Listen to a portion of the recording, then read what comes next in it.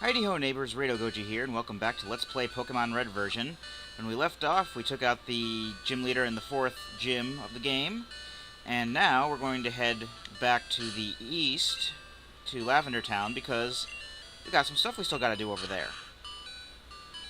And by stuff, I mean we need to resolve the plot thread over there of the guy who got kidnapped, or basically the guy who was in Pokemon Tower, but he hasn't come out yet, or something.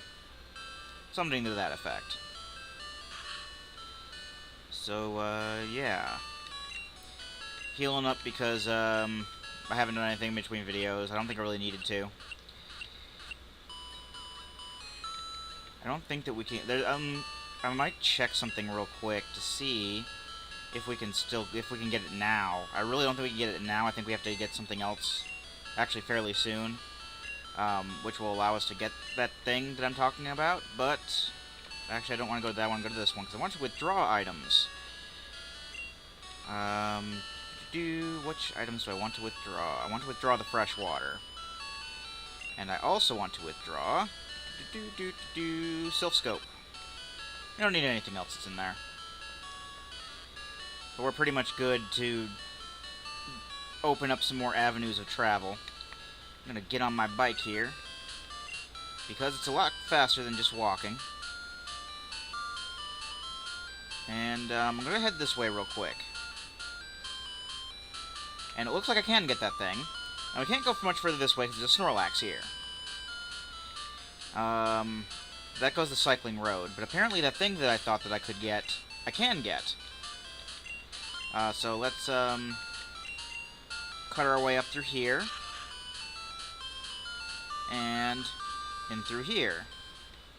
How'd you get in? Good effort. It wasn't really effort, it was mainly, yeah. There's some guys on bikes down there. We'll see what they're up to later on. I think she's a Fearow, actually. We have a Fearow. She says, "Oh, you found my secret retreat. Please don't tell anyone I'm here. I'll make it up to you with this." We got the HMO2. What is the HMO2? HMO2 is Fly. It will take you back to any town. Put it to good use. We will, because we got a Fearow in our party. And we will use the HMO2 to teach that Fearow Fly. Fly is also a fairly decent move when used in battle. It does take 2 turns to execute, however. It has fairly high attack power, good accuracy. I'm gonna get rid of Peck. Well, Peck is a good, I'll get rid of Fury Attack and then just replace Peck with, what do you call it, Wing Attack if I ever get that with Harold. I'm fairly sure I will. The thing is, it has, like, one, like one turn for a setup. And but outside of battle, it'll take us back to any town that we've been to. And we're gonna go back to Lavender Town, because that's where we're meant to go. I took the fresh water out because I thought that I mainly was kind of planning ahead, because if we didn't get Fly, I was basically going to go through Saffron City, because the fresh water is something we can give to the guards around Saffron City, and then we could just take a shortcut through there. But I'm actually very much used to going to the top PC there, because in the newer games you don't actually have item storage, because you're given infinite item storage on you, which is very nice. I'm going to deposit the HM, because we don't really need it anymore. I'm going to hold on to that fresh water, though. Actually, I am going to go to Bill's PC, because I'm going to swap out Oddish for our Dudley, our normal party member. Hey, Lester. Alrighty. So now that we have our main team out, I'm actually going to go ahead and put Growlithe out in front again, to get him some experience. So let's head on up into Pokemon Tower. Now, as you know, we've been here before. We fought Lenny up this way. But we really couldn't do much else, because all the random encounters that we come across were ghosts that we could not identify. So even they could not identify the way we're ghosts, and they're channelers. Is it Silph Scope? We have the Silph Scope now. And now we're going to be running into random encounters with the ghosts. The ghosts are mostly this guy here, Ghastly. Ghastly is a ghost and poison type Pokemon, and its evolutionary line is the only evolutionary line of ghost types in the game. The other two being Haunter and Gengar. Haunter and Gengar are fairly decent. Gengar more so than Haunter, obviously. But the thing with Gengar is, you have even if we were going to try to use Gengar, we couldn't, because of the fact that you actually have to trade it in order to evolve it into Gengar. The main thing that Ghastly's been using here is Nightshade, and Nightshade is a ghost type move that does damage equal to your level. So every time it uses Nightshade, it'll do 22 damage, as shown here. Okay, I'm gonna swap out to someone else then. Do note that if you're fighting ghost types for any particular reason, ghost types are immune to both normal and fighting type moves. But also, if you're using a ghost type moves are totally ineffective against normal type Pokemon, and due to a glitch in this game, psychic type Pokemon. Psychic type or ghost type moves are actually supposed to be it's supposed to be super effective against psychic type moves or psychic type Pokemon. But like I had explained like some time ago, there's actually a glitch that makes it so that the ghost type moves don't affect them at all. And even then, there's only like one ghost type move that doesn't do fixed damage. That's Lick, and Lick sucks. Let's talk to you. Begone, evil spirit. The channelers are basically they count as trainer battles, but what they're basically doing is basically saying that they're possessed by the ghosts. One Pokemon that we may run into while we're here is Cubone. This is the only place you can catch Cubone, but they are fairly rare compared to Ghastly. And Biggins is not having any luck with his paralysis today. But then again, in the earlier games, like the red version, you tend to have much, much less luck when it comes to status effects. And now he's confused.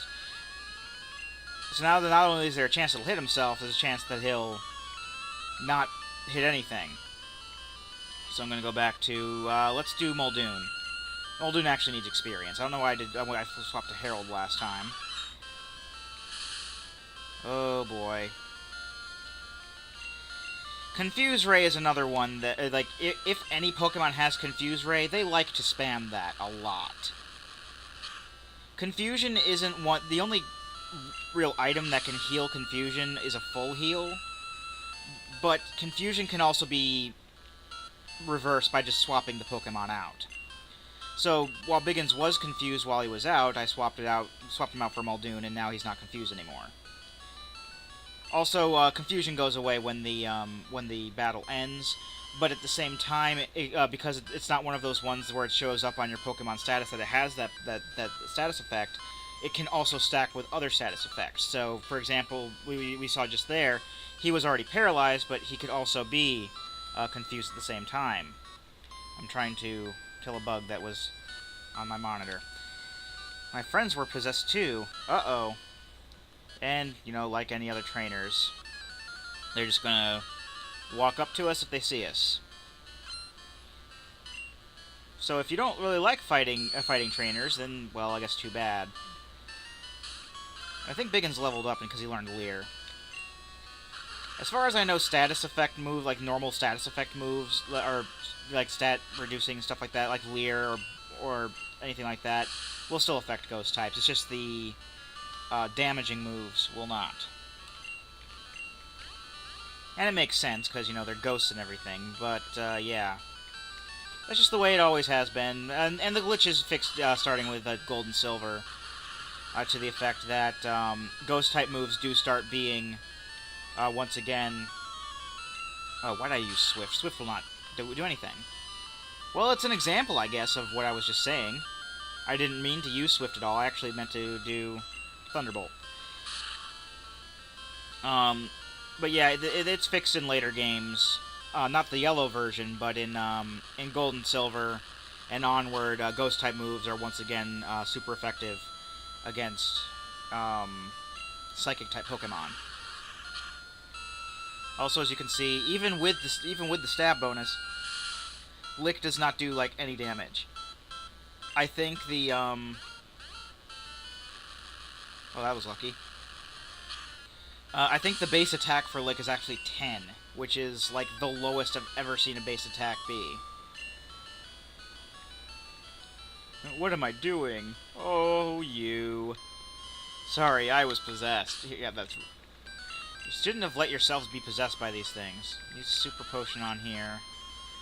Nightshade is still doing a good number on us, though, because it is fixed damage, and it is based on their level.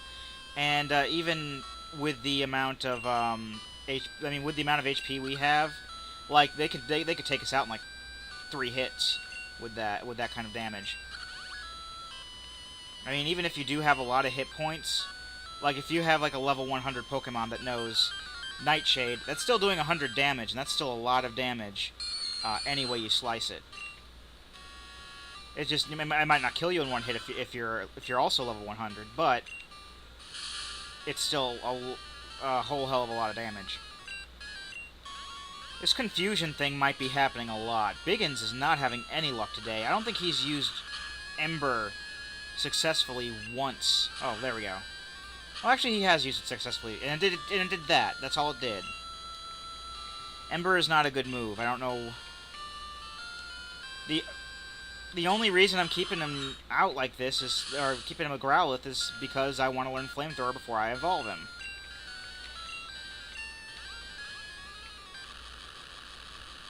So this is just basically what I'm going to do. I'm just going to swap him out so that he can get it, so that he can just, you know, swap out to get experience. He won't get as much experience as he's supposed to, but it's still a good way to avoid him not doing much while still getting levels, because Ember doesn't have a lot of attack power. And like I said before, Haunters and Cubone do exist in Pokemon Tower, but more often than not, Ghastly is the thing that you're going to be running into, because Ghastly is you have like a 95% chance of running into Ghastly, I believe, something like that.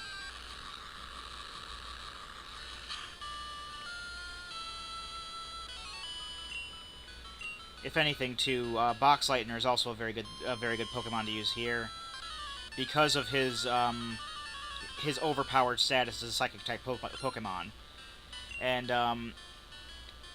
you know, while Ghost type Pokemon or Ghost type moves are supposed to do double damage, like either way, to Psychic types, there is also the fact that they're not immune to Psychic type moves.